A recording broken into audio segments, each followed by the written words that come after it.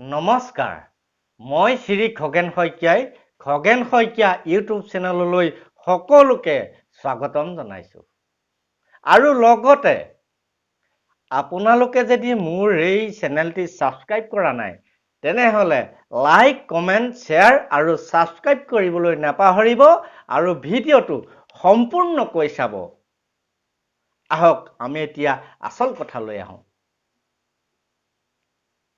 আমি বাৰু পুৰণিক পাহৰি নতুনক সাবতি ললো নেকি বাৰু যুগ পৰিৱৰ্তন হল ঠিকেই পুৰণিক বিদায় দিলো ঠিকেই কিন্তু পৰিৱৰ্তনৰ নামত আমি কি কৰিছো আপোনালোকক মই এটা সৰু উদাহৰণ দি ক'ব বিচাৰিছো চন 1963 চন মোৰ দেউতা প্ৰথম যেতিয়া 50-60 টকাৰ হাৰকিউলিছ নামৰ এখন চাইকেল লৈছিল দেউতাই গোটেই চাকৰি জীৱন সেইখন চাইকেলৰ ওপৰতেই পাৰ কৰিছিল তাৰ পাছত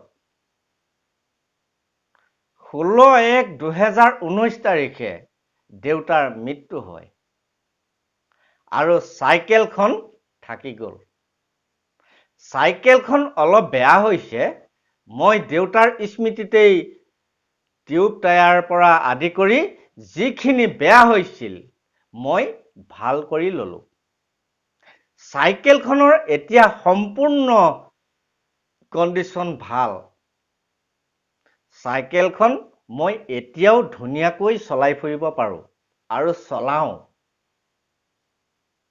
আৰু এটা কথা আপোনালোকে শুনি আচৰিত হ'ব মোৰ এজন খুৰাই সেই চাইকেলখন লৈ 80 কিলোমিটাৰ ভ্ৰমণ কৰি আহি ক'লে যে চাইকেলখন বৰ ধুনীয়া এইখিনিলৈকে ঠিকেই আছে এতিয়া শুনক আসল কথাটো মোৰ সৰু ল'ৰাটোৱে ক'লে দেউতা মোক ক্লাছলৈ যাবলৈ এখন চাইকেল লাগে মই নাজানো কি কোম্পানীৰ চাইকেল সেইখন আজিকালি ওলোৱা চাইকেল মুঠ 7,000 টকা ললে চাইকেলখনত মই আনি দিলো ই মোৰ পিতৃ হিচাপে দায়িত্ব কৰ্তব্য এইখিনিলৈকে ঠিকই আছে ছমাহলৈকে চাইকেলখন চলাই আছে লৰাই চাইকেলখন বাইকৰ দৰে চলাবলৈ ললে তাৰ পাছত কি হল জানেনে আজি বোলে দেউতা আমুকটো বেয়া হল কালি বোলে দেউতা আমুকটো বেয়া হল মই তাক কলো তোৰ চলোৱা বেয়া হৈছে চাইকেলখন ঠিকই আছিল চাইকেল হিচাপে চলাব লাগে তাৰ পাছত ওচৰ পাজৰ কেইখনমান একে ধৰণৰ চাইকেল দেখিবলৈ পালো একেই অৱস্থা এদিনাখন চাইকেলখনৰ দোকানলৈ গলো আৰু সুধিলো তেওঁলোকে মোক কি ক'লে জানেনে আজিকালি আগৰ দৰে নহয় ছমাহ গ্যাৰাণ্টিত থাকে আপোনালোকে 3 মাহ ভালেই চলাইছে ঠিকই আছে মই তেতিয়া ভাবিলো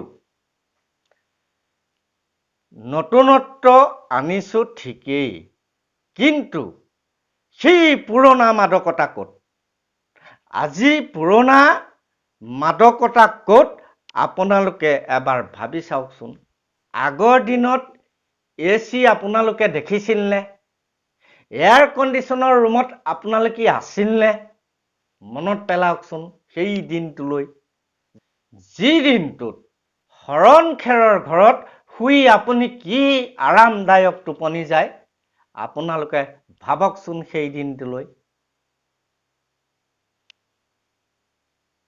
আছিল জানো সেই ৱাটাৰ কুলাৰ সেই দিনত সেই ঠাণ্ডা পানীৰে গা ধোৱা সেই ৱাটাৰ কুলাৰ গৰম উঠিছে আপুনি এখন ঢকুৰা বিচনী লৈ 2 মান বিচি দুবালটি কুৱাৰ পানী ঢালি মূৰ তিয়াই শুই দিয়কচোন আপুনি কি ধুনীয়াকৈ টোপনি যাব কিন্তু আজিকালি ফেনৰ পিছত শুব, ৰাতিপুৱা শুই উঠি দেশৰ মানে হাঁচিয়াব আৰু ৰ'দত ওলাব নোৱাৰে। হয়নে নহয় বাৰু? চাওক, ব্যৱস্থা পৰিৱৰ্তন হৈছে, কিন্তু জীৱন ব্যৱস্থা পৰিৱৰ্তন হোৱা নাই।